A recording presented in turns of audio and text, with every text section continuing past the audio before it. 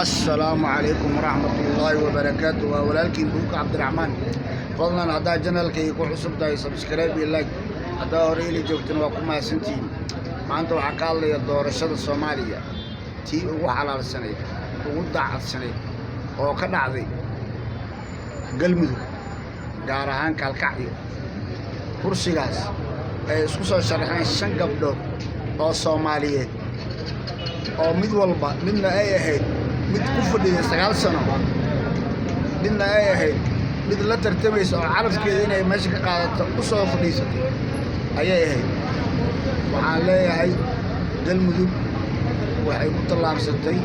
dimuqraadiyadda waxay ku tallaabsatay horumarka waxay ku tallaabsatay daacadnimada iyo inaysan meesha ka jirin wax la dhaho nin jeclaysi oo kursiga uu yahay kursi beel walba ay ayada leedahay ee ayada cid rabta keensanayso aan la laqdabeyneen aan la mardadabaanayn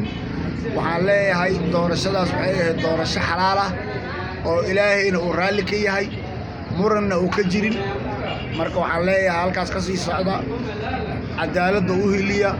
horumarka u hiliya ilaahayna uu gargaaraya insha Allah taala dulmiga kale ee ka jira doorashooyinka kale waa la socotaan waa tanaasulay waa oga laabtay waxaas baa dad lagu soo saaraya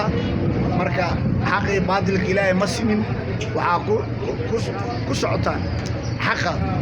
reer galmudug waxaa leeyahay halkaas ka sii socda ilaahayna garabkiina ha galo ما شاء الله.